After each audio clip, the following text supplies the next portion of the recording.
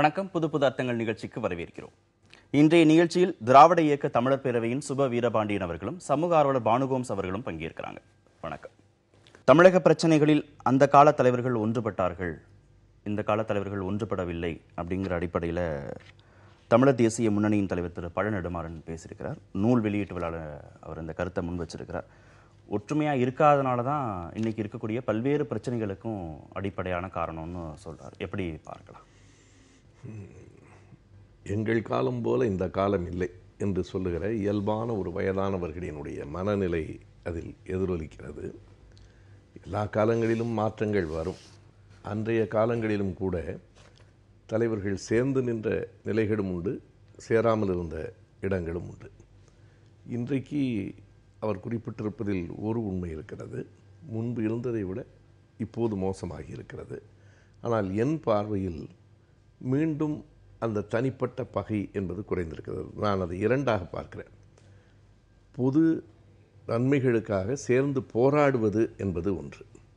போராடக்கூட வேண்டாம், ஒருவரை பார்த்து ஒருவர் வணக்கம் சொல்லக்கூட முடியாத நிலை தமிழகத்தில் இடைக்காலத்தில் இருந்தது. இப்போது அது மறுபடியும் குறைந்திருக்கிறது என்று நான் கருதுகிறேன். நான் வெளிப்படையாக சொல்ல வேண்டுமானால் கலைஞர் எம்ஜிஆர் காலம் வரையில் அந்த நாகரிகம் இருந்தது. இப்போது ஆளுங்கட்சியும் எதிர்க்கட்சியும் கூட இயல்பாக ஒருவரோடு ஒருவர் பேசிக்கொள்ளுகிற நிலையாவது இப்போது வந்திருக்கிறது. இடைப்பட்ட காலம் ஜெயலலிதா அம்மையாரினுடைய தலைமையில் இருந்த 25 ஆண்டுகளில் ஒருவருக்கொருவர் பேசிக்கொள்வதற்கு கூட தயங்குகிற அளவுக்கு ஒரு நிலை வந்தது. அப்படி இரண்டு கட்சிகள் பொது நன்மைக்காக சேர முடியாமல் போனதற்கும், அதனை தாண்டி ஒருவரோடு ஒருவர் தனிப்பட்ட பகையில்லாமல் பழக முடியாமல் போனதற்கும் கூட மறைந்த முதலமைச்சர் ஜெயலலிதா அவர்களினுடைய போக்குதான் காரணம் என்பது என்னுடைய முழுமையான எண்ணம். நீங்கள் எப்படி பார்க்க? இல்லை, அப்படி சொல்ல முடியாது. அவர் சொல்லும்போது ரொம்ப வசதியாக எம்ஜிஆர் கருணாநிதி காலத்தில் நாகரிகம் இருந்தது. அப்படி அல்ல. காமராஜர் காலத்திலேயே காமராஜரை என்னவெல்லாம் பேசினார்கள் அப்படிங்கிறது இருக்குது. அதையெல்லாம் மறுத்தர முடியுமா? அப்போ ஜெயலலிதா காலத்தில் தான் அரசியல் நாகரிகம் குறைஞ்சதுங்கிறது இல்லை. இந்த அரசியல் நாகரிக குறைவுக்கு யார் பிள்ளையார் சொல்லி போட்டது? அதை உச்சபட்ச அளவில் யார் எடுத்து சென்றது? எல்லாமே கருணாநிதி பீரியடில் தான் நடந்தது. அவருடைய அந்த திராவிட கட்சிகளின் எழுச்சியின் போது தான் இந்த நாகரிகமற்ற பேச்சுக்கள், ஒரு பகையாளியாக மாற்று அரசியல்காரர்களை பார்ப்பது, மக்களின் உணர்வுகளை பிரிவுகளாக தூண்டிவிட்டு அவர்களை வெறுக்கச் செய்வது, ஒரு வெறுப்பின் அடிப்படையில் ஒரு அரசியலை முன்னெடுப்பு, இது எல்லாம் அப்போ தான் நடந்தது. அடித்தளமிட்டதும் அதன் மீது பெரிய கட்டிடங்களை, அதிகார கட்டிடங்களை எழுப்பியதும் அந்த பீரியடில் தான். இப்போ குறைஞ்சிருக்குன்னு வேணால் சொல்லலாம். காமராஜர் காலத்துல குறைந்திருக்கிறதுனா எப்போதிலிருந்து? கருணாநிதி ஆக்டிவ் பாலிடிக்ஸ்ல இருந்து விலகிய பிறகு அந்த அரசியல் நாகரிகம்ங்கிறது கூடியிருக்குன்னு நான் நினைக்கிறேன். ஜெயலலிதா மறைந்ததற்கு பிறகுன்னு அது சொல்லலாமா? அதாவது யார் தூண்டுகிறார்கள், பதில் எதிர்வினை யாரிடம் இருந்து வருகிறது? நீங்கள் யாரை எதிர்த்து அரசியல் களம் யாரால் உருவாக்கப்படுகிறது? அரசியல் களத்தில் யாரெல்லாம் இருக்கிறார்கள்? யாரை எதிர்த்து நாம் அரசியல் செய்கிறோம்? இதுதான் நம்மையும் உருவாக்குகிறது. ஜெயலலிதாவும் பெரிய நாகரிகத்தில் சிறந்தவர்னு நான் சொல்லலை. அவருடைய பேச்சுக்களும் வன்மையாக கண்டிக்கப்படத்தக்க பல பேச்சுக்களை அவர் பேசியிருக்கிறார். ஆனால் எதிரணியில் யார் இருந்தார்? அரசியலில் அந்த பீரியடில் இருந்தவர்கள் எல்லாருமே அரசியல் நாகரிகத்திற்கு முற்றிலும் எதிரான ஒரு நிலையில் இருந்து தான் பல இன்று வரை திராவிட கட்சிகளின் அரசியல் மேடைகள் என்ன பேச்சுக்கள் பேசப்படுகின்றன நம்ம பார்த்துட்டு தானே இருக்கோம்.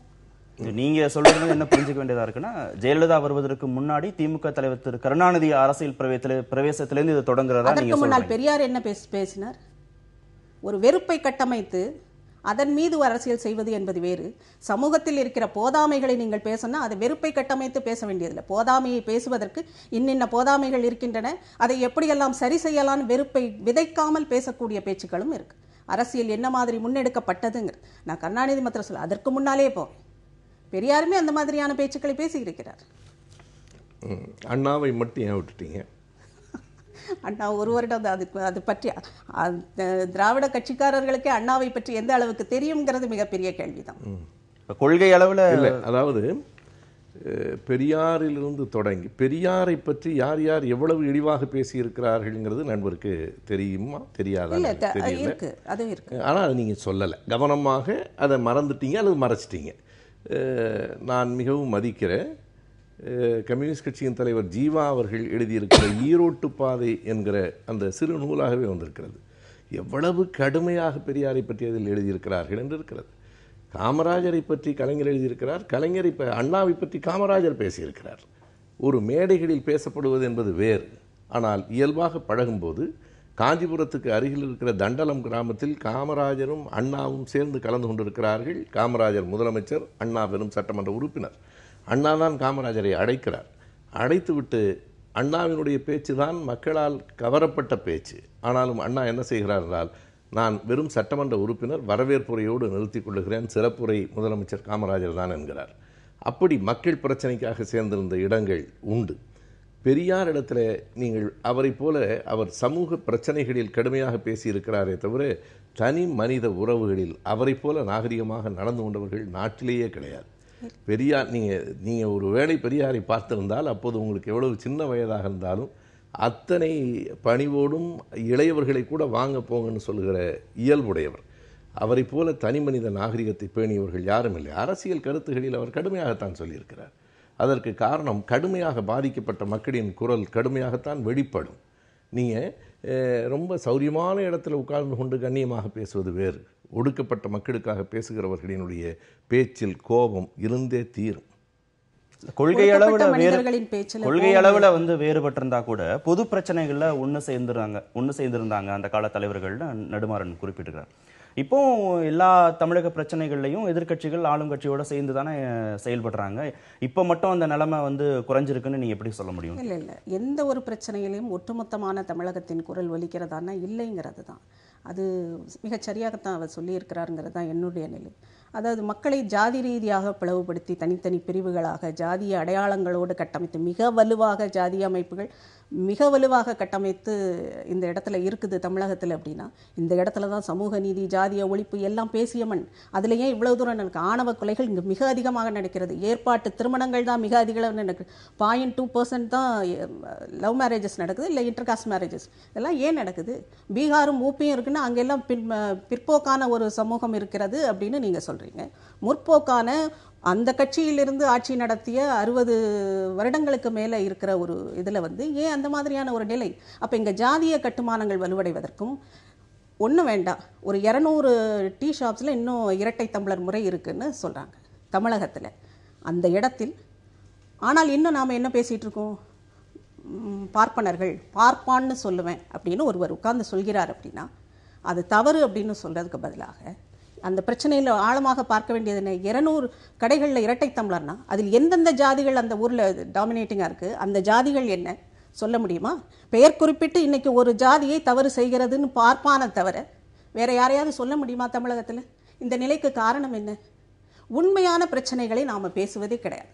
மேலோட்டமாக அரசியல் ரீதியாக அணுகுகிறவரை இங்கு இருந்த அரசியல் தான் தொடர்ச்சியாக ஒரு இடத்தில் எந்த அரசியல் இருக்கிறது என்பதுதான் அந்த இடத்தில் இருக்கிற அத்தனை பிரச்சனைகளையும் வலுவடைய செய்கிறது. இங்கே நாம் பார்க்குற அத்தனை ஜாதிய பிரச்சனைகள், ஆணவ கொலைகள், இந்த இரட்டை தம்ளர் முறை, தீண்டாமை எல்லாம் எதனால் வலுவடைந்திருக்கிறதுன்னு பார்க்கணும். இங்கே தொடர்ச்சியாக இருக்கிற அரசு இது வந்து திராவிட ஆட்சி காலத்தில் தான் தொடங்கி அதிகமாயிடுச்சுங்கிறதா பார்க்க. ஏன் அதிகமாச்சு? காங்கிரஸ் ஆட்சி காலத்தில் இல்லைங்கிறதா உங்களோட நிலைப்பாடு? அது போதாமை. இன்னைக்கும் சமூகத்தில் ஜாதிய ஏற்றத்தாழ்வுகள் இருக்கிறது. அதெல்லாம் இங்கே இருக்கிற போதாமைகள். ஆனால் போதாமைகளை ஒரு அரசியல் கையில் எடுத்துக்கொண்டு அரசியல் ரீதியாக அணுகும்போது அது வலுவடைகிறதா இல்லை அது வீழ்ச்சியடைந்து காணாமல் போகிறதா? போதாமைகள் வலுவடைந்திருக்கிறது. அரசியல் அதிகாரமாக பலமடைந்திருக்கிறது. அரசியல் அதிகாரத்திற்கான பாதையாக இவர்கள் அந்த அடையாளங்களை கட்டமைத்திருக்கிறார்கள். அப்போ இதெல்லாம் தானே பிரச்சனை. 0.2% தான் காதல் திருமணங்கள் நடைபெறுகின்றனங்கிறதுக்கு எந்த புள்ளி உரத்தின் அடிப்படையில் சொல்கிறார்கள் என்று எனக்கு தெரியல. அதற்கு ஒரு சான்று நீங்கள் சொன்னால் எனக்கு மகிழ்ச்சியாக இருக்கும். ஏனென்றால் நான் மிக எளிதாக உங்களுக்கு சான்றுகளை எடுத்து தருகிறேன். காதல் திருமணங்கள் கூடிக்கொண்டிருக்கின்றன என்பதுதான் உண்மையான செய்தி. 0.2% தான் காதல் திருமணங்கள் நடைபெறுகிறது என்கிற புள்ளி உரத்திற்கு எந்த சான்றும் கிடையாது. இருந்தால் நீங்கள் சொல்லலாம். ஒன்று. இரண்டாவதாக, இன்றைக்கும் சட்டமன்றத்தில் எதிர்க்கட்சி ஆளுங்கட்சி அனைத்து கட்சிகளும் சேர்ந்துதான் நீட்டு தேர்வில் தமிழ்நாட்டுக்கு விலக்கு வேண்டும் என்கிற தீர்மானத்தை ஒருமனதாக நிறைவேற்றியிருக்கிறார்கள். ஆனால் இன்று வரைக்கும் அதற்கு குடியரசுத் தலைவரினுடைய கையொப்பம் வந்து சேரவில்லை. அதை கேட்பதற்கு இங்கே இருக்கிறவர்களுக்கு இங்கே தமிழ்நாடு ஒற்றுமையாக இருந்தால் சரியாகிவிடும் என்று சொல்லுகிறவர்கள் இதற்கு விடை சொல்ல வேண்டாமா?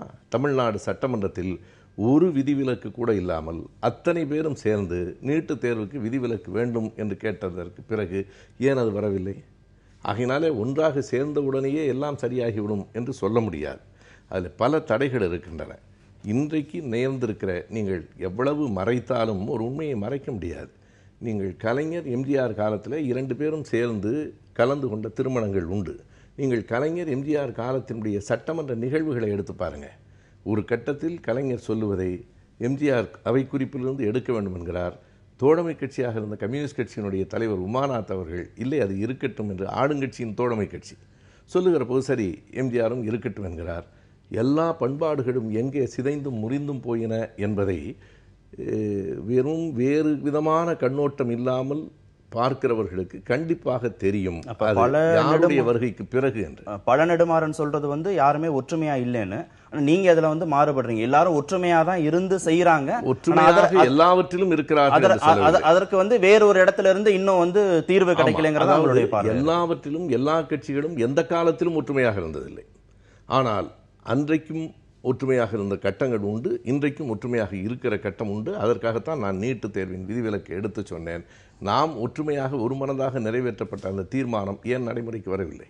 ஏன் குடியரசுத் தலைவரினுடைய ஒப்புதலை பெறவில்லை? அப்படியானால் தடையாக இருப்பது நம்முடைய ஒற்றுமையா அல்லது மத்தியில் இருக்கிற அரசா? அதே கேள்விக்கு பேசணும். ஒற்றுமைங்கிறது, ஒற்றுமையின் வெளிப்பாடுங்கிறது நீட்டு தேர்வுக்கு சட்டசபை கூடி தீர்மானம் போடுவது அல்ல, அது டோக்கனிசம். சட்டசபை தீர்மானத்தை அடுத்த லெவலுக்கு எந்த அளவுக்கு எடுத்துட்டு போறீங்க, எல்லாரும் சேர்ந்து ஒற்றுமையாக, அனைத்து கட்சிகளும் ஒற்றுமையாக சேர்ந்து, அதுதான் தமிழகத்தின் நிலை, நீட்டு வேண்டாங்கிறது தான் நிலை என்றால் அனைவரின் நிலையும் அதுதான் அப்படின்னா நீங்கள் சட்டசபை தீர்மானம் வெறும் டோக்கனிசம் தான். அதுக்கு அடுத்த லெவலுக்கு என்ன எடுத்துட்டு போனீங்க? அப்போ ஜனாதிபதி ஒப்புதலுக்கு அது அனுப்பப்படவில்லை மத்திய அரசாங்கும் போது அதை கேள்வி கேட்கிற எதிர்க்கட்சிகள், ஆளும் கட்சி, பிற கட்சிகள் எல்லாம் எந்த அளவில் அதை வெளிப்படுத்தினார்கள்? ஒற்றுமையாக சேர்ந்து. இந்த இடத்துல தான் ஒருவரை ஒருவர் குற்றம் சாட்டுவதற்கும் அவர்களுடைய ஒருவருடைய போதாமையை உடனே தன்னுடைய அரசியல் அதிகாரத்திற்கான என்ன செஞ்சிருக்கணும், எல்லாருமா சேர்ந்து என்ன செஞ்சிருக்கணும், என்ன செஞ்சிருக்கலாம்? மிகப்பெரிய அழுத்தத்தை கொடுத்திருக்கலாம் மத்திய அரசுக்கு, போராட்டங்களை முன்னெடுத்திருக்கலாம். அந்த அளவிற்கான அரசியல் அதிகார பலங்கள் எதிர்க்கட்சிக்கும் ஆளும் கட்சிக்கும் இல்லையா? எந்த பேச்சு பேசிட்டு இருக்கு? ஒரு செய்தி. அப்ப வேறு ஒற்றுமை எந்த இடத்துல இல்லைன்னா, ஒரு விவசாயத்துக்கான பிரச்சனை வருகிறது, விவசாயிகள் போராட்டம்னா அனைத்து விவசாயிகளும் ஒன்று கூடுகிறார்கள்? இல்லை. ஆளுங்கட்சி விவசாயிகள் கொண்டா எதிர்க்கட்சி விவசாயி அந்த இடத்துல வர. ஏன்னா விவசாயிகளாகட்டும், தொழிலாளர்களாகட்டும், பிற தொழில் செய்பவர்களாகட்டும், கலை இலக்கிய எழுத்தாளர்கள் அமைப்புகளாகட்டும், எல்லாம் அரசியல் ரீதியாக அந்தந்த கட்சியின் அணிகளாக மாறி போயிருக்கிறார். ஒரு எழுத்தாளர்னு இன்னைக்கு அத்தனை எழுத்தாளர்களையும் ஒரு கட்டத்துல செஞ்சாலும் நாங்க தனியா செய்வோம், அதனால கிடைக்கக்கூடிய பலன்கள் வந்து எங்களுக்கு மட்டுமே அரசியல் ரீதியாக செய்வோம். அரசியல் கட்சியின் அடையாளத்தில் என்றைக்கு எழுத்தாளர்கள் அரசியல் கட்சியின் சாயத்தை பூச்சிக்கொண்டார்கள் அன்னைக்கு அவர்கள் எழுத்தாளர்கள் என்று அறியப்படுவதையே இழந்து விட்டார்கள் தான் நான் சொல்றேன். வெறும் எழுத்தாளர்கள் எழுதினால் மட்டும் போதாது, தன்னுடைய நிலையில் தனித்து நிற்க வேண்டும். அந்த மாதிரி எத்தனை எழுத்தாளர்கள் அரசியல் சாயம் இல்லாமல் இருக்கிறார்கள், எத்தனை விவசாயிகள் அரசியல் சாயம் இல்லாம. அப்போ எல்லா தொழிலையும் எல்லா மட்டத்திலும் நீங்கள் வந்து அரசியல் அணிகளாக பிரிச்ச பிறகு எப்படி ஒற்றுமை வரும்? இல்லை, உண்மைக்கு மாறாக எப்படி இவ்வளவு அழுத்தமாக சொல்ல முடிகிறதுன்னு எனக்கு தெரியல. அதாவது சட்டமன்றத்தில் எல்லோரும் சேர்ந்து ஒருமனதாக ஒரு தீர்மானத்தை நிறைவேற்றியதற்கு பிறகு அதை தொடர வேண்டிய பொறுப்பு கூடுதலாக யாருக்கு இருக்கிறது? ஆளும் கட்சிக்கு தானே. ஆனால் எதிர்க்கட்சி அதற்கு பிறகு எதுவுமே செய்ய முடியவில்லை என்று சொல்லுவதை விட ஒரு உண்மைக்கு மாறான கூற்று வேறு ஏதாவது இருக்க முடியுமா?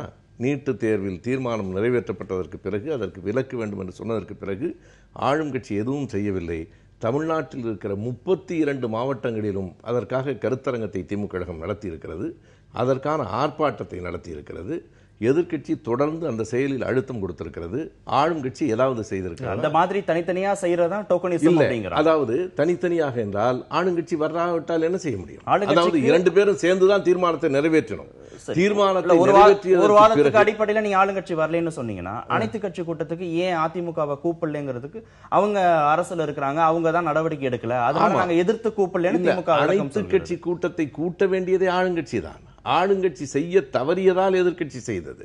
யார் செய்ய தவறினார்களோ அவர்களை எப்படி அழைக்க முடியும்? இரண்டாம் ஒற்றுமை இல்லை என்றால் ஒற்றுமை இன்மைக்கு யார் காரணம்? பொத்தாம் பொதுவா நான் வெளிப்படையாக ரொம்ப ஆதாரங்களோடு சொல்றேன். எல்லோரும் சேர்ந்து தீர்மானத்தை நிறைவேற்றினார்கள். தொடர வேண்டிய ஆளுங்கட்சி அதை செய்யவில்லை. ஆனால் எதிர்க்கட்சி மக்கள் மன்றத்துக்கு அதை கொண்டு வந்தது, அழுத்தம் கொடுத்தது, ஆர்ப்பாட்டம் நடத்தியது, கருத்தரங்கம் நடத்தியது, மாணவர்களை அழைத்து பேசியது. எதுவும் செய்யாத ஆளும் கட்சியும் எல்லாம் செய்த எதிர்க்கட்சியும் 2 பேரும் ஒன்றுதான், ஒற்றுமை இல்லை என்று சொல்லுவது எவ்வளவு பொத்தாம் பொதுவானது, எவ்வளவு உள்நோக்கமுடையது என்பதை பார்த்து கொண்டிருக்கிற மக்கள் உணர்வார்கள். உள்நோக்கம் இல்லை. இந்த கட்டுரையோட இது என்ன? பிரச்சனைகளுக்கு தீர்வை நோக்கி நகர முடியாமல் நம்மளுடைய ஒற்றுமையின்மை தடுக்கிறதுங்கிறது தான். நீட் விஷயத்துலையும் அதான் நடந்திருக்கு. சட்டசபையை கூட்டி தீர்மானம் போட்டதோடு முடிஞ்சு போச்சு. தீர்வு என்ன? அதை நீங்கள் எப்படி அணுகுனீர்கள்? அதுக்கு அடுத்த ஸ்டேஜில் என்ன மாதிரியான அணுகுமுறை இருந்தது? இல்லை, நீவங்க தனியாக கூட்டம் போடுறாங்க, ஆளுங்கட்சி ஒன்றும் செய்யவே இல்லை, ஒற்றுமை இல்லை, அதனால பலன் ஒன்றுமே இல்லை. அடிப்படை அதுதானே நாம பேசுகிறோம். ஒற்றுமை நீங்க என்ன மன்னிக்கணும், அதாவது ஆளுங்கட்சி ஒன்றுமே செய்யலைன்னு நீங்களும் சொன்னீங்க, எதிர்க்கட்சி செய்திருக்கிறதுங்கிறத நீ மறுக்க. கருத்தரங்கில் ஆர்ப்பாட்டம் பண்ணியிருக்கோம், டெல்லியில போய் கொடுத்துருக்கோம், மனு கொடுத்துருக்கு, அனைத்தும் செஞ்சிருக்கிறது. அப்படியே மூடி மறைக்காதீங்க. ஒரு பக்க சார்பு உங்களுக்கு இருக்கலாம், ஆனால் உண்மைகளை முற்றிலுமாக மறைக்காதீர்கள். ஒரு பக்க சார்பு இருப்பதில் தப்பில்லை, இருக்கலாம், எனக்கு சார்பு இருக்கு, நான் இல்லைன்னு சொல்லலை. ஆனால் உண்மைகளை முற்றிலுமாக மறைக்காதீர்கள். எல்லாம் செய்த எதிர்க்கட்சியும் எதுவும் செய்யாத ஆளும் கட்சியும் ஒன்று என்று சொல்லுகிறீர்கள். 2வது, நான் திரும்ப திரும்ப கேட்டேன், 0.2% எங்கே சான்று, என்ன புள்ளி விவரம், யார் கொடுத்தது? நீங்கள் இல்லாத புள்ளி விவரங்களை மக்கள் மத்தியில் சொல்லுவது நியாயம் இல்லை. இப்படியெல்லாம் சொல்லுவது வைதீக திருமணங்களை நீங்கள் வளர்த்தெடுப்பதற்காக. பார்ப்பான் என்கிற சொல் உங்களுக்கு அவ்வளவு கோபப்படுத்துகிறதே. பாரதி சொன்ன போது என்ன செய்தீர்கள்? பாரதி தானே சொன்னார், மிக கடுமையாக. சங்க இலக்கியத்தில் 10க்கும் மேற்பட்ட இடங்களில் என்னால் அந்த சொல்லை எடுத்து தர முடியும். திருக்குறளில் நான் எடுத்து சொல்லியிருக்கிறேன். பாரதி தான் மிக கடுமையாக, வேறு யாரையும் விட கடுமையாக தண்ட சோறுண்ணும் பார்ப்பான் என்று சொன்னது பாரதி தான். உங்களுக்கு ஏன் பாரதியின் மீது கோபம் வரவில்லை? பாரதி யார் என்பதால் உங்களுக்கு கோபம் வரவில்லை. பாரதி மீது ஏன் கோபம் வரலைன்னா, தன் ஜாதியிலிருந்து தன் ஜாதி மீதான குற்றங்கள், தன் ஜாதியிலிருந்து இருப்பவர்கள் இழைக்கிற குற்றங்களை அவர் கேள்வி கேட்கிறார். அதனால அது பிரச்சனை இல்லை. ஆனால் நீங்கள் ஒரு ஜாதியை மட்டும் சொல்லிவிட்டு பிற ஜாதிகள் எதையும் பேர் குறிப்பிடாமல் பார்ப்பான் இல்லை பார்ப்பனியம்ங்கிற அந்த காயின் இருக்கு இல்லையா, பொலிட்டிக்கல் வேர்ட்ஸ் காயின் பண்ணுறாங்க, அதில் தான் அரசியல் இருக்கு. ஏன் ஒவ்வொரு ஜாதியும் பேர் குறிப்பிட்டு சொல்லுங்கள், இந்த ஜாதி இந்த பிரச்சனையை இந்த ஊரில் செய்கிறது, இந்த ஜாதி இந்த பிரச்சனையை இந்த ஊரில் செய்கிறதுன்னு சொன்னால் அடுத்து ஓட் பேங்க் பாதிக்கப்படும். அப்போ எந்த அளவுக்கு நீங்கள் ஜாதிய கட்டமைப்புகளை, வலுவான ஜாதிகளை நீங்கள் பேசாமலும் மற்ற ஜாதிகளை நீங்கள் பெயர் குறிப்பிட்டு சொல்வதும் பிற ஜாதிகளை எல்லாம் ஒரு அடையாளத்தின் கீழ் அடக்குவதுமான இந்த அரசியல் தான் இங்கு ஜாதிய கட்டமைப்புகளை வலுவடைய செய்கிறது. எல்லா ஜாதிகளையும் ஒரு அடையாளத்தின் கீழ் உள்ளடக்குவதிலே தான் அவர்களுக்கு இருக்கிற வருத்தம். எல்லாரையும் தனித்தனியாக ஜாதியின் அடிப்படையில் பிரித்து பார்க்க வேண்டும் என்று அவர்கள் நினைக்கிறார்கள். நாங்கள் அப்படி நினைக்கல. ஆதிக்கம் செய்கிற சாதியும் ஆதிக்கத்துக்கு உள்ளாகிற சாதிகளும் எல்லாம் ஒன்று என்று என்னால் சொல்ல முடியும். தீண்டாமை 200 டீ கிளாஸ் தனித்தனியாக இரட்டை டம்ளர் முறையில் பிராமின்ஸ் மட்டும்தான் அதை செய்கிறாங்களா, இல்லை வேறு எந்த ஜாதி செய்கிறது? அந்த இடத்துல அதை குறிப்பிட்டு சொல்லணும். ஆதிக்கம் செலுத்துகிற ஜாதியை நாங்கள் சொல்கிறோம்னா இந்த இடத்தில் தீண்டாமையை செய்கிற அந்த ஜாதியை பெயர் குறிப்பிட்டு சொல்லுவதில் என்ன பிரச்சனைங்கிற கேள்விதான். ஜாதி குறித்து நம்ம இன்னும் விரிவாக பேச போறோம் அடுத்த செக்மெண்ட்ல. இப்ப ஏன் வட மாநிலங்கள்ல இந்த அளவுக்கு கட்சிகள்கிட்ட இருக்கக்கூடிய இந்த ஒற்றுமை இல்ல தனிமனித தாக்குதல்கள்லாம் இங்க இருக்கக்கூடிய அளவுக்கு அங்க இல்லைன்னு புரிஞ்சுக்கிறதா? அங்க ஒற்றுமை இருக்கிறதாக வரக்கூடிய செய்திகள்லாம் வருகிறது. பக்கத்து மாநிலங்கள்ல எல்லோரும் கட்சி மாறுபாடு இல்லாம எல்லா பிரச்சனைகளையும் ஒண்ணு செய்யறாங்க. ஆனா தமிழகத்துல மட்டும் அந்த மாதிரியான ஒரு யூனிக் சிச்சுவேஷன் இங்க இருக்குன்னு புரிஞ்சுக்கிறதா? கர்நாடகத்தில் காவிரி பிரச்சனையில் அவர்கள் ஒன்றாக இருக்கிறார்கள் என்பதை தவிர நீங்கள் வட மாநிலங்கள் எல்லாம் எங்கே எல்லா பிரச்சனைகளிலும் எல்லோரும் ஒன்றாக இருக்கிறார்கள். நீங்கள் இன்னொன்றையும் பார்க்கணும். ஒரு மாநிலத்துக்கும் இன்னொரு மாநிலத்துக்கும் பிரச்சனை வருகிற போது இங்கேயும் கூட நீங்கள் காவிரியில் நீர் வர வேண்டும் என்று தானே எல்லா கட்சிகளும் சொல்லுகிறார்கள். எந்த கட்சியாவது காவிரியில் நீர் வேண்டாம் என்று சொல்லுகிற கட்சி இருக்கிறதா?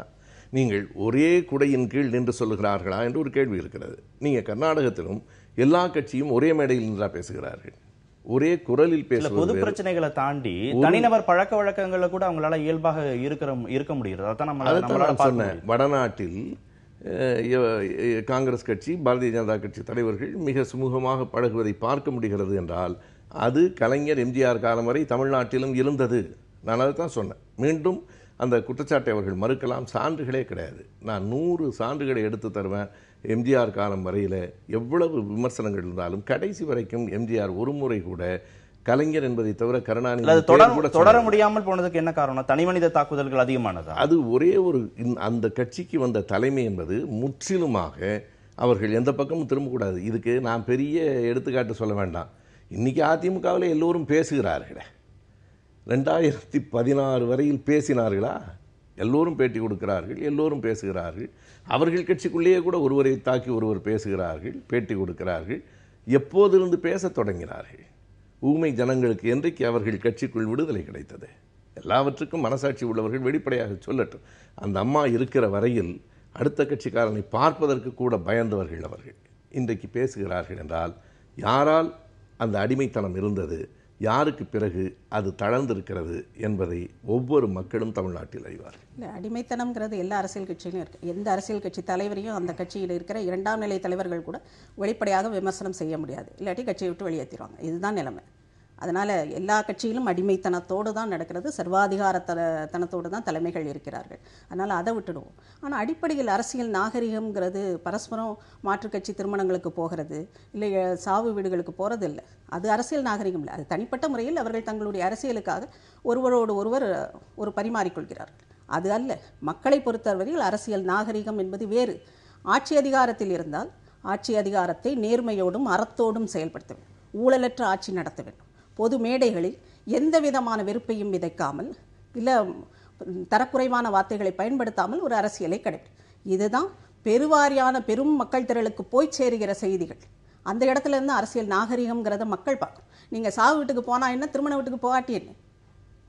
இதில் அதாவது இது ஒரு விதமான உத்தி. அதிமுகவில் அடிமைத்தனம் இருக்கிறதுன்னு சொன்னால் அது இருக்கிறது இல்லைன்னு சொல்றதில்லை. எல்லா கட்சியிலையும் அடிமைத்தனம் இருக்குது. நான் கேட்குறேன், கம்யூனிஸ்ட் கட்சியில் அடிமைத்தனம் இருக்கா? திமுகவினுடைய பொதுக்குழு கூட்டத்தை நீங்கள் கவனித்திருக்கிறீர்களா? தலைவரும் தளபதியும் மேடையில் இருக்கிற போதே மிக வெளிப்படையாக 2ஆம் கட்ட தலைவர்களை பேசியதில்லைன்னு ஒரு சாதாரண உறுப்பினர் ஒரு மாவட்ட செயலாளரை மிக கடுமையாக விமர்சனம் செய்திருக்கிறார். பொதுக்குழுவில் நடந்திருக்கு. தலைவரை விமர்சிப்பது மட்டும்தான் ஜனநாயகம் என்று நீங்கள் கருதக்கூடாது.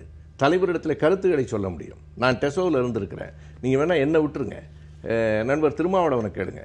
தலைவர் முன்மொழிகிற போது நானோ திருமாவளவனோ யார் இல்லை அது வேண்டாம் அப்படின்னு சொன்னால் அப்படியா நீங்கள் என்ன நினைக்கிறீங்க என்று கேட்கிற ஜனநாயகம் திமுக கழகத்தில் இன்றைக்கு வரைக்கும் உண்டு.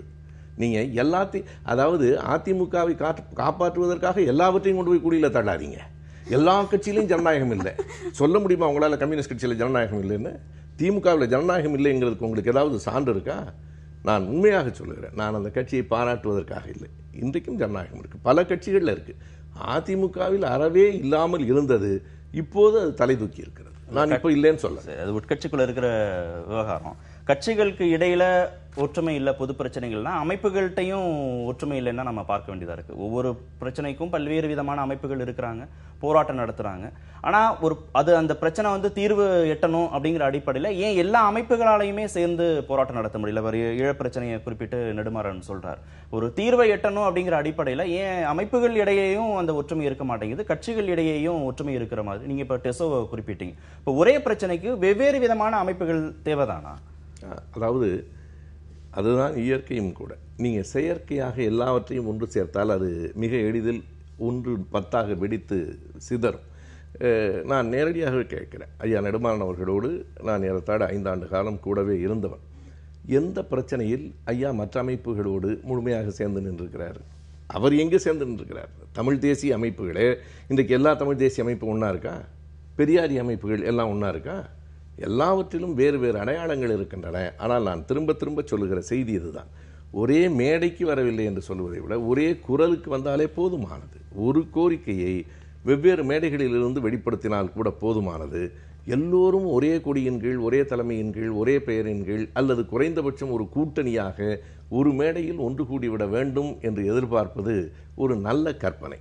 அது நல்லதுதான், ஆனால் நல்ல கற்பனை, அது நடைமுறை இல்லை. அதுதான் தீர்வுக்கு உதவி செய்யுங்கிறதா? அதைத்தான் நான் கேட்டேன். அது தீர்வுக்கு வழிவகுத்து விடும் என்று சொன்னால், இதுவரை பல முறை ஈழத்துக்காக எம்ஜிஆர் முதலமைச்சராக இருந்தபோது சட்டமன்றத்தில் ஒருமனதாக பல முறை தீர்மானம் நிறைவேற்றப்பட்டிருக்கிறது. ஒரு பொது வேலை நிறுத்தத்தை எதிர்க்கட்சி அறிவித்த போது ஆளுங்கட்சியும் ஆதரித்தது. ஒட்டுமொத்தமாக தமிழகம் அந்த போராட்டத்திலே கலந்து கொண்டது. அதனால் ஈழத்துக்கு தீர்வு வந்து விட்டதா? எம்ஜிஆரும் கலைஞரும் அன்றைக்கு கேள்விக்கு அப்பாற்பட்ட தலைவர்களாக, மக்கள் தலைவர்களாக இருந்தார்கள். 2 பேரும் சேர்ந்து தமிழகத்தில் ஒரு பெரிய பொது வேலை நிறுத்தத்தை நடத்தியதற்கு பிறகும் ஈழத்துக்கு தீர்வு வந்ததா? அது ஒரு நல்ல முயற்சி. நான் வேண்டாம் என்று சொல்லவில்லை, அது வேண்டும், அதை நோக்கி நகர வேண்டும். ஆனால் அதனால் தான் எதுவுமே நடக்கவில்லை என்று சொல்லுவது, நான் முதலில் சொன்னது போல, அந்த காலம் போல இல்லை என்று சொல்லுகிற வயதானவர்களின் பேச்சு. இல்லை, அப்படி ஒதுக்க முடியுமாங்கிறது இல்லை. வயதானவர்கள் பேசினால் கூட அதில் பொருள் இருந்தால் எடுத்துக்கலாம். எல்லாவற்றையும் வயதானவர்கள் பேச்சுன்னா வயதானவர்கள்ட்ட இருக்கிற விஸ்டம் அப்புறம் எப்படி நாம் பெறுவது? அதனால் அப்படி ஒதுக்கி தள்ள நான் தயாராக இல்லை. அவர் சொல்கிற பிரச்சனை ஈழத்தமிழர் பிரச்சனையை எடுத்துக்கிட்டா அதற்கு தீர்வு 2 வகைகளில். ஒன்று மிகப்பெரிய போராட்டங்கள், அது ஆளும் கட்சியும் சேர்ந்து நடத்துகிற, தமிழகமே ஸ்தம்பிக்கிற அளவுக்கு போராட்டங்கள் நடத்துவது ஒரு தீர்வுன்னா, ஒரு அட்டென்ஷன் சீக்கிங்கான ஒரு விஷயம் அப்படின்னா. இன்னொன்று அரசியல் அதிகார ரீதியாக அதிகாரத்தில் இருப்பவர்கள் தங்களுடைய அரசியல் அதிகாரத்தை பயன்படுத்தி எந்த அளவிற்கு அதுக்கு தீர்வு கண்டிருக்கலாம் அப்படிங்கிறதும் ஒரு பாயிண்ட். ஆக 2ம் சேரும் இடத்துல தான் தீர்வை நோக்கி ஒரு அடியாவது எடுத்து வைக்கிறோம். இதில் ஏதாவது ஒன்று குறைபடும் போது தீர்வு கிடைக்காது. பொதுவெளியில் அவங்களால ஒன்று சேர முடியலன்னா கூட சட்டமன்றத்தில் ஆளும் கட்சி எதிர்கட்சி எல்லாரும் ஒன்று சேர்ந்து நிறைவேற்றக்கூடிய தீர்மானங்களோ இல்லை வைக்கக்கூடிய குரல் ஒன்றாக இருக்கிற போதோ, தீர்வை எடுக்கக்கூடியவர், முடிவு எடுக்கக்கூடியவர் இல்லை தீர்வை கொடுக்கக்கூடியவர் வேறா இருக்கிற போது இங்கே ஒன்று சேரல, அதனாலதான் தீர்வு கிடைக்கலன்னு நீங்க திரும்ப திரும்ப இவங்களை குறை சொல்றதுல என்ன நியாயம் இருக்க முடியும்னு கேட்க. அரசியல் அதிகாரத்தை பயன்படுத்தி தங்களுக்கு தேவையானவற்றை பெற முடிகிற போது அதே அரசியல் அதிகாரத்தை பயன்படுத்தி ஒரு பிரச்சனைக்கான தீர்வை நோக்கி ஒரு அடியாவது நகர்த்தி இருக்கலாமா, முடியாதா? இவ்வளவுதான் கேள்வி. இப்படி ஒரு சின்ன விளக்கத்தை நான் சொல்ல வேண்டியது இருக்கு. ஏன்னா அவங்க நண்பர் பானுகோம்ஸ் மிக எளிதாக போகிற போக்கில் சிலவற்றை சொல்கிறார்கள். வயதானவர்களை நான் குறையாக சொல்லவில்லை, வயதானவர்களை நான் மதிக்கிறேன். அதிலெல்லாம் அதாவது பெரியவர்களின் மனநிலை என்று நான் சொல்லுகிறேனே தவிர வயதானவர்களை நான் குறையாக சொல்லவில்லை. அப்படி பார்த்தால் நானே வயதானவன் தான். நான் என்ன 18 வயசு இடங்கினா நானே வயதானவன் தான். வயது என்பதை நான் அனுபவம் சார்ந்ததாகத்தான் பார்க்கிறேன். நான் அவர்களை பெரிதும் மதிக்கிறேன். அவர்களினுடைய மனநிலை, ஒரு வயது முதுமை வருகிற போது இப்படி ஒரு விரக்தி வரும் என்பதற்கான ஒரு பொதுவான சமூக சூழலிலிருந்து அதை நான் எடுத்து சொன்னேனே தவிர ஐயா நெடுமாறன் அவர்கள் மீது இன்றைக்கும் நான் மதிப்பு வைத்திருக்கிறவன். அவர் கருத்துகளிலிருந்து பல நேரங்களில் நான் முற்றிலுமாக மாறுபடுகிறேன். 18 வயது பூர்த்தியான இளைஞர்களில் 60% பேர் வாக்காளர்களாக பதிவு செய்யவில்லை அப்படின்னு ஒரு புள்ளிவிவரம் இருக்கு. என்ன சோம்பேறித்தனம் அப்படின்னு எடுத்துக்கிறதா இல்லை புரிதல் இல்லை அப்படின்னு புரிஞ்சுக்கிறதா, எப்படி பாருங்க? அடிப்படையில் சோம்பேறித்தனம் தான், அதனுடைய சீரியஸ்னஸ் தெரியலை அப்படிங்கிறது தான். ரெண்டாவது, கவர்மெண்ட் தான் இதுக்கு வேறு வழியை தேடணும். அந்த படிக்கிற அவங்க காலேஜுக்கு 18 இயர்ஸுங்கும் போது காலேஜுக்கு போகிறது தான். அந்த இடத்துல வாக்காளர் அட்டையும் மிக முக்கியமானது அப்படிங்கிறத, அட்மிஷனுக்கு தேவை அப்படிங்கிறத கொண்டு வரலாம். இல்லை ஒரு வருடம் கழித்து காலேஜில் அவங்க முடிக்கிறதுக்கு முன்னால் அதை மஸ்ட்டுன்னு சொல்லி கொண்டு வரலாம். வேறு டிரைவ் எந்த வகையில் இதை என்ஷோர் பண்ண முடியும் அப்படிங்கிறது தெரியல. அவங்கக்கிட்ட சாய்ஸை விட்டோன்னா இந்த மாதிரி தான் லேப்ஸ் ஆகும். அப்போ கவர்மெண்ட்டு ஒரு முன்னெடுப்பு செய்ய வேண்டும். இது ஒரு விதத்தில் கவலைக்குரியது தான். ஆனால் அதில் இன்னொரு ஆறுதல் இருக்கிறது. அதில் என்ன புள்ளி உரத்தை தேர்தல் ஆணையம் தருகிறதுனா, 18, 19 வயதுக்கு உட்பட்டவர்கள், ஒரு 20, 22, 23 அல்ல, 18, 19 இப்போதுதான் அந்த வாக்குரிமையை அவர்கள் பெற்றிருக்கிறார்கள். பெற்ற உடனேயே பதிவு செய்து விட்டார்களா என்பதுதான். அதில் ஒரு ஆண்டு 6 மாதம் காலதாமதம் ஆகலாம். எனவே இந்த எண்ணிக்கை ரொம்ப கூடுதலாக இருக்குது. 40% பேர் தான் பதிவு செய்திருக்கிறார்கள், 60% பதிவு செய்யவில்லை என்பது கவலைக்குரியது. அதுவும் ஒரு மாநிலத்திற்கும் இன்னொரு மாநிலத்துக்கு இடையில் வேறுபாடு இருக்கிறது. உத்தரப்பிரதேசத்திலும் பீகாரிலும் அந்த நிலைமை மிக கூடுதலாக அதிகம். 75 லட்சம் பேர் பதிவு செய்யலை. மொத்தம் 3 கோடிக்கு மேல் பதிவு செய்யவில்லை என்று சொல்கிறார்கள். ஆனால் அது எல்லாமே அந்த 19 வயதுக்குள் எனவே இருக்கிறது. பதிவு செய்வார்கள். அதை தூண்ட வேண்டிய கடமை அரசுக்கு, தேர்தல் ஆணையத்துக்கு மட்டுமல்ல, கட்சிகளுக்கு இருக்கிறது. பொதுவான சமூக ஆர்வலர்கள், சிந்தனையாளர்கள் எல்லோருக்கும் இருக்கிறது. இளைஞர்கள் தங்கள் பெயரை வாக்கில் பதிவு செய்து கொள்ள வேண்டும் வாக்காளராக என்பதுதான் சரியானது. ஸ்கூலில் இது மாதிரி கொண்டு வர்றோம், ஸ்கீம்லாம் கொண்டு வர்றோம் அப்படின்னு எலெக்ஷன் கமிஷனே சொல்லியிருக்கிறாங்க. ஒருவேளை பதிவு செய்யப்பட்டாலும் கூட அவர்கள் வாக்கு மையங்களுக்கு போவதற்கான அந்த முனைப்பை இவங்கள்ட்ட ஏற்படுத்த முடியுமா? இப்போ தேர்தல் நடைமுறையில் ஒருவேளை இவங்களுக்கு நம்பிக்கை இல்லை, நடக்கிறதெல்லாம் பார்க்குற போது அந்த மாதிரி ஒரு முடிவுக்கு வந்துட்டாங்க அப்படின்னு எடுத்துக்க வேண்டியதாக இருக்கா? இல்லை பதிவு செஞ்சால் அவங்க கண்டிப்பாக போய் மாற்றத்தை உருவாக்கக்கூடிய அந்த குறிப்பிட்ட சதவீத வாக்குகள் நம்மக்கிட்ட இருக்குது அப்படிங்கிற புரிதலோடு இவங்க இருப்பாங்கன்னு பார்க்கலாம். மாற்றத்தை உருவாக்குகிற வாக்கு அப்படின்னு ஒவ்வொரு முறையும் நம்ம புதிய வாக்காளர்கள் தான் முடிவு செய்ய போகிறாங்கன்னு சொல்கிறோம். ஏற்கனவே இருக்கிற அந்த எக்ஸிஸ்டன்ஸான வாக்கு வங்கியை நம்ம எடுத்துக்கிறதுல ஒவ்வொரு கட்சிக்கும் ஒரு சைடை மாத்திரம் பேசுகிறோம். மாற்றத்தை உருவாக்கக்கூடிய வாக்குகள் இளைஞர்களின் வாக்குகள் அப்படின்னா மாற்றத்தை உருவாக்கக்கூடிய வேட்பாளர்களும் களத்தில் இருக்காங்க. அப்போ அவர்களை நோக்கி வாக்களித்தால் மாற்றம் வரும். இங்கே ஒரு சைடு மாத்திரமே நாங்கள்லாம் புதிய வாக்காளர்கள், எங்களுடைய வாக்குகளை நாங்கள் பதிகிறோம்னா யாருக்கு பதிவு? மீண்டும் மீண்டும் அதே வேட்பாளர்கள் தான், அதே கட்சிகள் தான் பெரிய அளவில் பணபலத்தோடு வருகின்றன. பிற சிறு கட்சிகளெல்லாம் ஒரு கூட்டணி கூட அமைக்க விடுவதில்லை. சாய்ஸ் வந்து எங்களுக்குள்ளே தான் இருக்கணும்னு மாதிரி ஒரு கட்டமைப்பு. அரசியல் அந்த அளவுக்கு செயல்படுகிறதுங்கும் போது எந்த அளவில் என்னுடைய ஃபஸ்ட் டைம் ஓட்டோ இல்லை 2வது முறையான ஓட்டோ எந்த அளவுக்கு மாற்றம் வரணும்னா 2 பக்கமும் இருக்கணும். அப்போ அதை எப்படி முன்னெடுப்பது? இளைஞர்கள் பெரிய அளவில் நேரடி அரசியலுக்குள் வரணுங்கிறது தான். வந்து அதில் சஸ்டெயின் பண்ணி தன்னுடைய அறத்தையும் நியாய உணர்வையும் யாருக்கும் பலி கொடுக்காமல் விலை போகாமல் சஸ்டெயின் பண்ணும்போது தான் அந்த மாற்றம்ங்கிறது வரும். ஒரு செய்தியை நான் இப்படி பார்க்கிறேன். தங்களை வாக்காளர்களாக பதிவு செய்து கொள்வதில் காலத்தாழ்வு, பதிவு செய்து கொண்ட பிறகும் வாக்களிக்காமல் இருக்கிறவர்களின் எண்ணிக்கை, இவைகளுக்கு ஒரு 3 காரணங்கள் இருக்கலாம். பொதுவாக அரசியல் மீது ஒரு ஈடுபாடற்ற தன்மை, அல்லது இந்த தேர்தல் பற்றிய இதனுடைய விளைவுகள் பற்றிய அக்கறையும் கவனமும் இல்லாத நிலை, 3வது ஒரு சோம்பல். ஆனால் சோம்பல் என்பது எனக்கு மிக குறைவான அளவில் தான் நான் அதை பார்க்கிறேன். அரசியல் ஈடுபாடு இளைஞர்களிடம் ஏற்படாமல் இருக்கிறது. அரசியலுக்கு நமக்கும் தொடர்பில்லை என்பது போன்ற ஒரு சிந்தனை இன்றைக்கு வளர்க்கப்படுகிறது.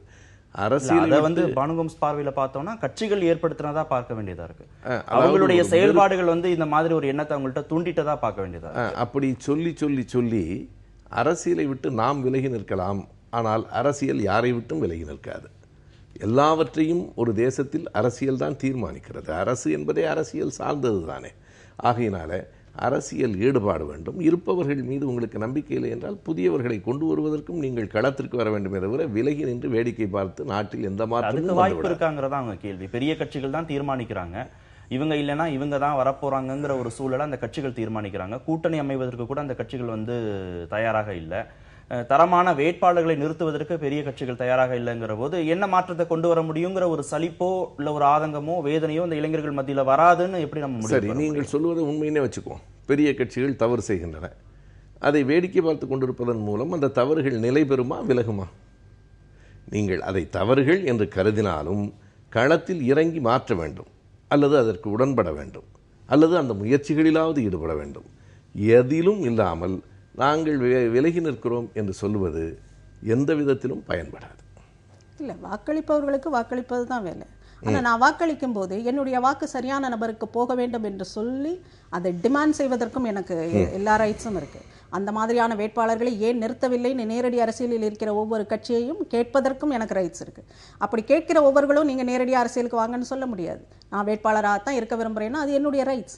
அந்த ரைட்டிலிருந்து நான் கேட்குறேன். நான் தேர்ந்தெடுக்கிற, என்னை ஆட்சி செய்கிற, என்னை ஆளுகிற, என்னை நிர்வகிக்கிற ஒரு நபரை நான் தேர்ந்தெடுக்கணும்னா அந்த நபர் சரியான நபராக நிறுத்தப்பட வேண்டும். நேரடி அரசியலில் இருக்கிற நீங்க எல்லாரும் சரியான வேட்பாளர்களை நிறுத்துங்கன்னு சொல்றது அவங்க எல்லாருக்குமே இருக்கு. வாக்காளராக மட்டும் நான் இருந்தா போதும்னு முடிவு செய்யக்கூடிய உரிமை அவங்க எல்லாருக்குமே இருக்கு. மாற்றத்தை அவங்கள்ட்ட இருந்து தொடங்க முடியாதா? பெரும் மக்கள் திரள் வாக்காளர்களாகத்தான் இருக்கிறது. அப்போ அவர்களுடைய குரல் என்ன? சரியான வேட்பாளர்களை நிறுத்துங்கன்னு சொல்றதுதான். அதை செய்யாத ஒவ்வொரு கட்சியும் கேள்விக்கு உட்படுத்தப்படும், விமர்சிக்கப்படும். அதனால நீங்க எல்லாரும் அரசியலுக்கு வாங்கன்னு சொல்வது ஒரு நிலை தான். நீங்க இளைஞர்கள்லாம் அரசியலுக்கு வாங்க, நேரடி அரசியலுக்கு வாங்கன்னு சொல்லுகிற அதே நேரம் இந்த கட்சிகள்லாம் நாங்கள் தான் சரியில்லையே, நீ வந்து ஆட்சியை மாற்றுன்னு சொல்லுகிற வாதத்தை அங்கே ஏற்றுக்கொள்ளவும் முடியாது. நீங்கள் நேரடி அரசியலில் இருக்கிறவரை சரியான வேட்பாளர்களை நிறுத்தத்தான் வேணும். அது நிறுத்தாத ஒவ்வொரு முறையும் கேள்விகளுக்கு ஆட்படுத்தப்படுவீர்கள். இதில் எங்கே சிக்கல் இருக்குன்னா, சரியான வேட்பாளரை நிறுத்த வேண்டும் என்பதில் எனக்கு மட்டும் என்ன மாற்றுக்கிறது இருக்கா? ஆனால் சரியான என்பதற்கு என்ன பொருள்? சரியான என்பதற்கு ஒரு நிலையான பொருள் இருக்கா என்ன? உங்கள் பார்வையில் சரியான வேட்பாளர் எனக்கு சரியில்லாத வேட்பாளராக இருப்பார். நல்ல மனிதர், சரியான வேட்பாளர், இவையெல்லாம் ஒப்பீட்டு சொற்கள், அல்லது அவரவர் பார்வையிலிருந்து அவரவர் அனுபவத்திலிருந்து வருகிற சொற்கள். இவற்றுக்கெல்லாம் தீர்வே கிடையாது. நீங்கள் யாரை சரியான வேட்பாளர், யாரை சரியில்லாத வேட்பாளர் என்று முடிவு செய்வீர்கள். சில இடங்களில் சரியான வேட்பாளர்கள் என்று பொதுவாக பெரும்பான்மையானவர்களால் கருதப்படுகிறவர்கள் தோல்வியை தழுவியிருக்கிறார்கள். நான் பெயர் குறிப்பிட்டு சொல்லலாம். எனக்கு ஒன்றும் அதில் ஐயா நல்லகண்ணு அவர்களை சரியான வேட்பாளர் என்று தான் வேறு கட்சியில் இருக்கிறவர்கள் கூட கருதுகிறார்கள். நான் கட்சியில் வேறுபட்டவன், ஆனால் அவர் மீது ஒரு பெரிய மதிப்புடையவன். அவர் தேர்தலில் வெற்றி பெறவில்லையே. எனவே சரியான வேட்பாளர் இல்லை. இன்னொரு செய்தி இருக்கிறது. ஒரு சட்டமன்ற நாடாளுமன்ற தேர்தல்களில் தனி மனிதர் சார்ந்து வாக்களிப்பதை நான் ஏற்கவில்லை. கட்சி சார்ந்துதான் வாக்களிக்க வேண்டும் என்று கருதுகிறேன். உள்ளாட்சி தேர்தல்களில் மட்டும்தான் தனி மனிதரை பார்த்து நீங்கள் வாக்களிக்க வேண்டும். ஏனென்றால் சட்டமன்றத்தில், நாடாளுமன்றத்தில் ஒரு உறுப்பினர் நல்லவரா கெட்டவரா என்பதல்ல, அவர் சார்ந்திருக்கிற கட்சி தான் எல்லாவற்றையும் தீர்மானிக்க போகிறது. எனவே கட்சி சார்ந்து கட்சிக்கு தான் அந்த பொறுப்பு இருக்கிறது. அந்த கட்சி நிறுத்துகிற வாக்காளர்களை பார்த்து நாங்க தான் சரியில்லைன்னா நீங்க வந்து மாத்துங்கன்னு சொல்றது எப்படி சரியா இருக்க முடியும்? பெருந்திரள் வாக்காளர்கள் தான் இருக்கிறாங்க. தேர்ந்தெடுக்கிறவங்களுக்கு தானே அந்த பொறுப்பு இருக்கு. நேரடி அரசியல் இருக்கக்கூடிய கட்சிகளுக்கு தானே அந்த பொறுப்பு. ஆமா, தேர்ந்தெடுக்கிற உரிமை மக்களுக்கு தானே இருக்கு. நீங்க நிறுத்துகிற உரிமை கட்சிக்கு இருக்கிறது, அவர்களை ஏற்கிற அல்லது மறுக்கிற உரிமை வெகு மக்களுக்கு இருக்கிறது. விழிப்புணர்வு மக்களிடம் வருவதற்கு எல்லோரும் முயற்சி செய்ய வேண்டும் என்பது. உங்கள் சர்நேம் என்ன அப்படின்னு தலைப்பிட்டு ஒரு கட்டுரை வந்திருக்கு. வடமாநிலத்திற்கு போகும்போது ஜாதியை தெரிந்து கொள்வதற்காக கேட்கப்பட்ட கேள்விகள் அப்படிங்கிற அடிப்படையில், அந்த புரிதலின் அடிப்படையில் அந்த கட்டுரையாளர் எழுதியிருக்கிறார். இன்னைக்கும் ஜாதியை தெரிந்து கொள்வதற்கான ஆர்வம் பொதுமக்கள்கிட்ட இருக்கு அப்படிங்கிறது தான் அவருடைய பார்வையா இருக்கு. எப்படி பார்க்கலாம்? சந்திரமோகன் அவர்கள் எழுதியிருக்கிற அந்த கட்டுரையை நான் முழுமையாக படித்தேன். ஒரு மிக நல்ல கட்டுரை என்பது என்னுடைய கருத்து. உண்மைகள் சொல்லப்பட்டிருக்கின்றன. இன்றைக்கு மீண்டும் தமிழகத்தில் அந்த சாதி உணர்வு தலை தூக்கி இருக்கிறது என்கிற உண்மை வெளிப்படையாக அது ஒரு கசப்பான செய்தி தான், ஆனாலும் கசப்பான உண்மையாக இருக்கிறது.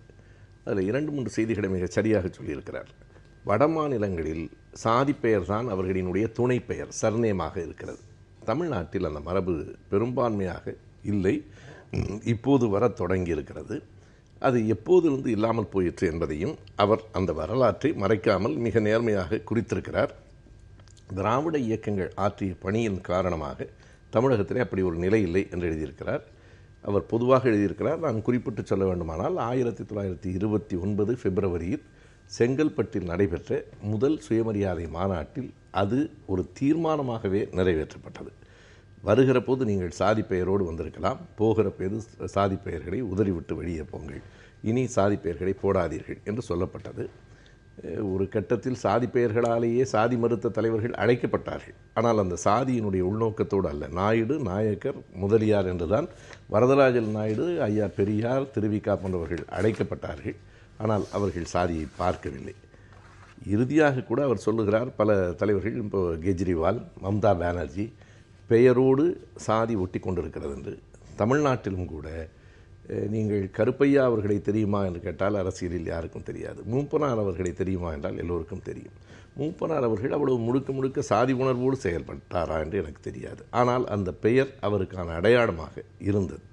இப்படி மிகச் சில விதிவிலக்குகள் தமிழ்நாட்டிலே உண்டே தவிர பொதுவாக தமிழகத்தில் சர்நேம் என்பது நாம் பார்க்கலாம். பெரும்பாலும் கடவுச்சீட்டு பாஸ்போர்ட்டில் போடுகிற போது அப்பா பெயர் அம்மா பெயர் தான் நாம் போடுகிறோம். அதைத்தான் நாம் நம்முடைய குடும்ப பெயர் அல்லது துணை பெயர் என்று கருதுகிறோம். வடநாட்டில் அது சாதி பெயராக இருக்கிறது. தமிழகம் சாதியை சொல்லுவதற்கு கூச்சப்படுகிற மண் என்கிற இடத்திற்கு திராவிட இயக்கத்தின் பங்களிப்பால் வந்தது. மறுபடியும் அந்த நிலை மாறிக்கொண்டிருக்கிறது என்பதையும் அந்த கட்டுரை கவனப்படுத்தி இருக்கிறது. நீங்கள் எப்படி பார்க்குறீங்க? அதாவது அங்கே ஜாதி பெயர் போடுறாங்க. ஆமாம், இங்கே தமிழகத்தில் ஜாதி பெயர் போடுவதற்கு ஒரு கூச்சம், ஒரு குற்ற உணர்வு, ஒரு வெட்கம் அதெல்லாம் வருது அப்படின்னா அது கண்டிப்பாக திராவிட கட்சிகளின் இதுதான், அது சாதனை தான், அது இல்லைன்னு சொல்ல முடியாது. ஆனால் அது வெறுமனை ஒரு மிகப்பெரிய புறையோடி போயிருக்கிற ஒரு பிரச்சனையில் மிக மேலோட்டமாக ஸ்க்ராட்ச் பண்ணுவாங்கல்ல, அந்த அளவு தான் அந்த செயல். இது அடுத்த நிலைக்கு எப்படி எடுத்து சென்றது அப்படின்னா இல்லை. ஏன் இல்லை? அவர் சொல்லும்போது ஒன்று சொன்னார், ஒரு தேசத்தின் அரசியல் தான் அந்த நாட்டின் அனைத்தையும் தீர்மானிக்கிறது. தமிழகத்தில் தொடர்ந்து இருந்த அரசியல் தான் இங்கே உள்ள நிலையையும் தீர்மானித்திருக்கிறது, உருவாக்கி இருக்கிறது அப்படின்னு சொன்னால் அது தவறாக. ஏன் அந்த நிலை வருகிறது? ஒரு அரசியல் அது கொடுக்கிற அதிகாரம், அது என்ன மாதிரியான பாதையில் அந்த அதிகாரத்தை கொண்டு அடைகிறது அப்படின்னு. இங்கு ஜாதிய பிரிவுகளை மிக வலுவாக கட்டமைத்து ஓட் பேங்காக மாற்றி அந்த ரீதியில் அரசியல் அதிகாரத்தை அடையும் போது, தன்னாலே தொடர் அரசியல் இதுதான் அப்படின்னு சொல்லும்போது, ஜாதிய அமைப்புகள் வெளிப்படையாக தங்களை இந்த ஜாதி என்று பெருமையாக சொல்லிக்கொள்கிற ஒரு நிலைக்கு இன்றைக்கு தமிழகம் வந்திருக்கிறன்னா, இன்றைக்கு புதிதாக உருவான நிலை அல்ல, தொடர்ந்து செய்கிற அரசியல் இங்கு தீர்மானித்திருக்கிறது இது. அப்போ இந்த குற்றத்தை, இந்த தவறை யார் மீது சுமத்தப்படும்? யார் இதற்கு உரியவர்கள்? ரெண்டாவது, வெறுமனே ஜாதியை மட்டும் பேசுகிறேன். இந்த ஜாதி இந்த தவறை செய்கிறது, இது செய்யக்கூடாது. அதே நேரம் கலப்பு திருமணங்கள் மிக அதிக அளவில் நடக்க வேண்டும். ஆணவ கொலைகள் நடக்கிறது. ஏன் ஆணவ கொலைகள்? சரி, ஆணவ கொலைகளை நீங்கள் கண்டிக்கிறீர்களே, எந்த மாதிரியாக கண்டிக்கிறீர்கள்? எந்த ஜாதி அந்த ஆணவ கொலையை நிகழ்த்துகிறதோ அந்த ஜாதியை குறிப்பிட்டு நேமிங் அண்ட் ஷேமிங்கிறது மிக முக்கியமான ஒன்று. அந்த இதை செய்கிறார்களா? அந்த மாதிரியான செயல்பாடுகள் இங்கே கவனமாக தவிர்க்கப்படுகின்றன. ஆனால் வெறுமனே ஆணவ கொலைகள், தலித் என்று சொல்கிற இதில் இருக்கிற அந்த ஒரு இது இன்னொரு ஜாதியை பெயர் சொல்லி குறிப்பிடணும் அப்படின்னு சொல்லும்போது பின்வாங்குகிற தன்மையை நாம் பார்க்குறோம். அப்போ அந்த இடத்தில் எது அந்த தயக்கத்தையும் அந்த கவனம் இடைஜாதிகளுடைய பெயர்களை வெளிப்படையாக சொல்றது. ஏன் குற்றம் இழைக்கும் போது கூட அதை சொல்வதில்லை. அதற்கு காரணம் அரசியல் அதிகாரம் ஜாதிய வாக்கு வங்கிகளின் ரீதியாக கட்டமைக்கப்படுகிறது. இதை கட்டமைப்பது யாரு? இங்கு தொடர்ந்து இருந்த அரசியல். இந்த அரசியல் தான் இதை தீர்மானித்திருக்கிறது, உருவாக்கி இருக்கிறது, வலுப்படுத்தி இருக்கிறது. அப்ப யாரு இதை குற்றம் சொல்லணும்? கட்டுரையாளரும் அதை குறிப்பிடுறாரு. ஜாதிய ரீதியிலான தேர்தலுக்கான அணிதிரட்டல்களை கட்சிகள் தொடர்ந்து பண்ணதை பார்க்க முடிகிறது. அது கூட்டணி சார்ந்ததா இருக்கட்டும், இல்ல வேட்பாளரை நிறுத்ததா இருக்கட்டும், அதெல்லாம் இன்னமும் இந்த உணர்வு மங்கி போகாம இருக்கிறதுக்கு கட்சிகள் மீது வைக்கக்கூடிய ஒரு குற்றச்சாட்டு. அந்த கட்டுரையில் நான் வேறுபடுகிற ஒரே ஒரு இடம் அது மட்டும்தான். அது அவர் மட்டுமல்ல, மிக பலரும் 2 காரணங்களை சொல்லிக் கொண்டிருக்கிறார்கள். தேர்தலில் சாதி அடிப்படையில் வேட்பாளர்களை நிறுத்துவதாலும், கல்வி நிறுவனங்களில் இடஒதுக்கீட்டுக்காக சாதி கேட்பதாலும் சாதி வாழ்கிறது என்று திரும்ப திரும்ப சொல்லிக் கொண்டிருக்கிறார்கள். சாதி இருப்பதால் இவை நிகழ்கின்றனவா அல்லது இந்த நிகழ்வுகளால் சாதி இருக்கிறதா என்று ஒரு கேள்வி இருக்கிறது. நீங்கள் ஒன்றை நான் பலமுறை இந்த நம்முடைய தொலைக்காட்சியிலேயே சொல்லியிருக்கிறேன். இந்த தேர்தல் முறை மாற்றப்படுகிற வரையில் சாதி இருக்குமானால் சாதியை பயன்படுத்திக் கொள்ள வேண்டும் என்று அரசியல் இயல்பாக கருதும். நீங்கள் எங்கே மாற்றம் வர வேண்டும் என்றால் விகிதாச்சார அடிப்படையிலான வாக்குகள் தேர்தல் என்று வருகிற போது இந்த தொகுதிக்கு இவர் வேட்பாளர் என்பதே மறைந்து போனால் ஒட்டுமொத்தமாக சாதி என்பதற்கு அரசியலில் ஒரு ஆதிக்கம் தானாக குறைந்து போய்விடும். அதான் இயற்கை. அதை நோக்கி நாம் நகர வேண்டும். அதையும் முதல்ல ஏறத்தாழ 60களிலேயே அதை முன்வைத்தவர் அறிஞர் அண்ணா அவர்கள்தான். விகிதாச்சார அடிப்படையிலான வாக்குகள். அதை பலரும் புரிந்து கொள்ளாமல் கேட்கிறார்கள். அப்படியானால் இந்த தொகுதிக்கு யார் சட்டமன்ற உறுப்பினர் என்று. இந்த தொகுதியினுடைய மேம்பாட்டை பார்ப்பது உள்ளாட்சி அமைப்புகள் தான். சட்டமன்ற நாடாளுமன்ற உறுப்பினர்களுக்கு இந்த வீதியில் விளக்கெரிகிறதா, சாலை சுத்தமாக இருக்கிறதா என்று பார்ப்பது அவர்கள் வேலை அல்ல. அவர்கள் சட்டங்களை உருவாக்குகிற ஒரு சமூகத்தினுடைய அடிப்படையான வேலையை செய்கிறவர்கள். 2க்கும் பெரிய வேறுபாடு இருக்கிறது. அதை பற்றி நாம் உள்ளே போனால் மிக நீண்ட நேரமாகும். திரும்ப திரும்ப நண்பர் பானுகம் சொல்வது இந்த இடைச்சாதிகளை சொல்லவில்லை என்று. யார் சொல்லவில்லை? உடுமலைப்பேட்டையில் சங்கர் கொல்லப்பட்ட போது, இளவரசனினுடைய கொலையா தற்கொலையா என்று திரும்ப திரும்ப பேசப்பட்ட போது, திருச்செங்கோட்டில் ஒரு இளைஞன் வெட்டப்பட்ட போது மிக வெளிப்படையாக நான் ஈரோட்டிலேயே போய் நின்று அந்த இடத்தில் அவரை கைது செய்ய வேண்டும் என்று பேசினேன். அந்த சாதியை குறிப்பிட்டு, நீங்கள் அந்த சாதியைச் சேர்ந்தவர்களாக இருக்கலாம், நீங்கள் சமூக நீதிக்கு உடன்பட்டவர்களாக இருந்தால் இவருக்கு ஆதரவாக இருக்காதீர்கள் என்று பேசினேன்.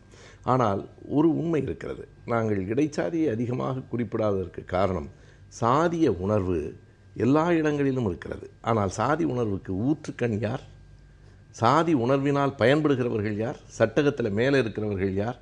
சாதியை தன்னலத்துக்காக பயன்படுத்துகிறவர்கள் யார்? சாதியை அறியாமையில் சிக்கி பயன்படுத்துகிறவர்கள் யார் என்கிற வேறுபாடு வேண்டாமா? என் கைதான் அடுத்தவனை அடிக்கிறது.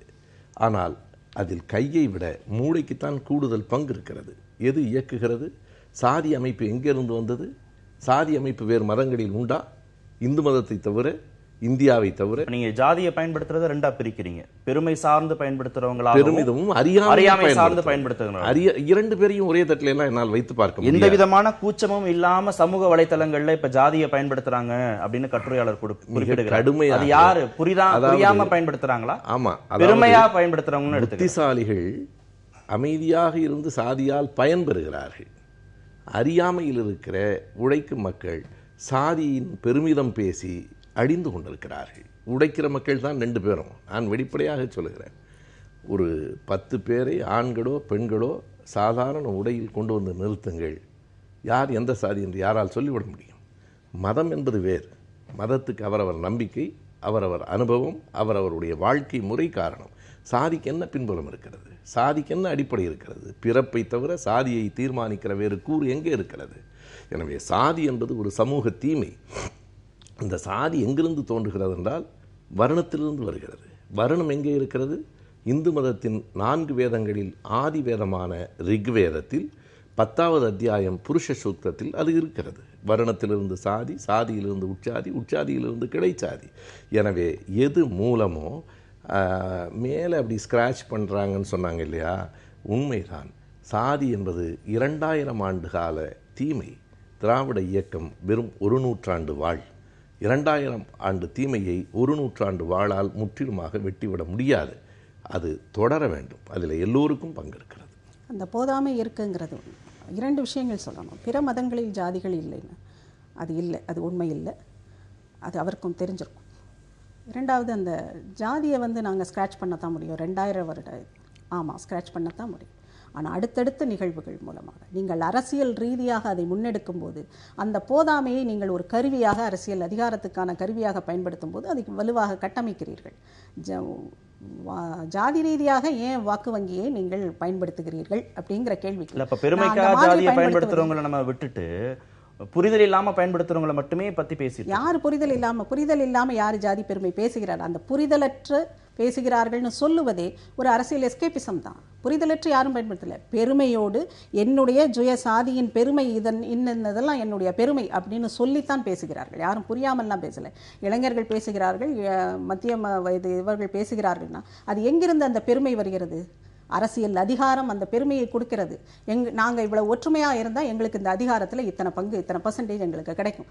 ஓட் பேங்காக நாங்கள் ஒற்றுமையாக இருந்தோம்னா, அது என் பிளாக்காக இருந்ததுன்னா எங்களால் அதிகாரத்தில் இத்தனை % அடைய முடியும்னு ஒரு ஜாதி நினைக்கிறதுனா அதுக்கு காரணம் என்ன? அந்த பெருமை அதிலிருந்து வருகிறது. அப்போ அந்த ஜாதியை என் பிளாக்காக நீங்கள் வந்து சஸ்டைன் பெருமை மட்டும் தான் பார்க்குறீங்களா? ஒரு பாதுகாப்பு உணர்வுக்காக எல்லாரும் எது பாதுகாப்பு உணர்வு? ஜாதிய ரீதியாகத்தான் ஒரு பாதுகாப்பை உணர முடியுங்கிறதுக்கும் கூட அரசியல் தான் காரணம். ஏன் பாதுகாப்பு? நான் ஜாதி இல்லாமல் இருந்தேன்னா எனக்கு பாதுகாப்பு இல்லைன்னா அதுக்கு காரணம் யாரு? எந்த இடத்திலிருந்து அந்த பாதுகாப்பின்மை உருவாகிறது? நீங்கள் என் பிளாக்கா ஒரு ஜாதிய ரீதியாக என்னுடைய அத்தனை ஓட்டுகளும் ஜாதிங்கிற பேரில் நான் கட்டமைச்சாதான் என்னால் அரசியலில் இத்தனை % அதிகாரத்தை அடைய முடியுங்கும் போது அந்த இடத்தில் பெருமைகளை அவர்கள் பேசுகிறார்கள். உனக்கு இந்த ஜாதியில் இந்த பெருமையெல்லாம் இருக்குது, நீ இதை பேசு. அப்போ பெருமித உணர்வோடு அவன் அந்த ஜாதிக்குள்ளேயே இருக்கிறான். ஓட்டுகள் வந்து சிதையாது. ஓட் பேங்க் இப்படித்தான் கட்டமைக்கப்படுகிறது. இதை நீங்கள் பிரேக் பண்ணாதவரை சுயசாதி பெருமை இல்லை. அடுத்து போர்டு வச்சு அத்தனை ஜாதி அமைப்புகளும் நேரடியாக அரசியலுக்குள் வருவதனால் ரொம்ப இல்லை. இத்தனைக்கும் நம்மளுடைய அரசியல் சட்டம் அதை எதிர்க்கிறது. ஆனால் என்ன நடக்கிறது யதார்த்தத்தில்? மன்னிக்கவும் குறுக்கிறதுக்காக, ஏன்னா ஒரு முக்கியமான செய்தி நேரமாவதற்குள் நான் சொல்லணும். பிற மதங்களிலும் சாதி இருக்கிறது என்பதை போல ஒரு தவறான கருத்து எதுவும் கிடையாது. அதாவது 2 விஷயத்தை நான் சொல்லிடுறேன். கேத்தலிக் ப்ராட்டஸ்டன்ட் ஜாதி அல்ல, சன்னியும் ஷியாவும் ஜாதி அல்ல, அது பிரிவு. அப்படிப்பட்ட பிரிவு இந்து மதத்திலும் இருக்கிறது. அதை நான் ஜாதின்னு சொல்லலை. சைவம், வைணவம், சாக்தம், கௌமாரம், சௌரம், காணபத்தியம் 6 பிரிவுகள் இந்து மதத்திலும் இருக்கு. அது வேறு. ஆனால் ஒருவேளை நண்பர் இதை குறிப்பிட்றாங்களான்னு எனக்கு தெரியல, இந்து நாடார் கிறிஸ்டியன் நாடார்னு சொல்கிறான். அது இந்து மதத்திலிருந்து போய் சேர்ந்தது. நீங்கள் நாடார் என்று உங்களை சொல்லிக் கொள்ளுகிற வரையில் நீங்கள் கிறிஸ்தவராக ஆகவில்லை, இஸ்லாமியராக ஆகவில்லை என்று பொருள். எனவே இது இந்துத்துவத்தின் உருவாக்கம். பிற மதங்களுக்கு ஒட்டி கொண்டிருக்கலாம், ஆனால் வேறு எந்த மதத்திலும் பிரிவுகள் இருக்கின்றன. பிரிவு என்பது ஒன்றுக்கு அடுத்து இன்னொன்று, சாதி என்பது ஒன்றுக்கு கீழ் இன்னொன்று. அந்த வேறுபாட்டை நாம் மறுத்துவிடக்கூடாது. நேரம் ரொம்ப குறைவாக இருக்குன்னு நிறைய பேச வேண்டியதாக தான் இருக்குது. செய்திக்கு நேரமாயிட்டனால நிறைவு செய்கிறோம். இன்றைய நிகழ்ச்சியில் பங்கேற்ற இருவருக்கும் மிக நன்றி. மீண்டும் சந்திப்போம். நன்றி, வணக்கம்.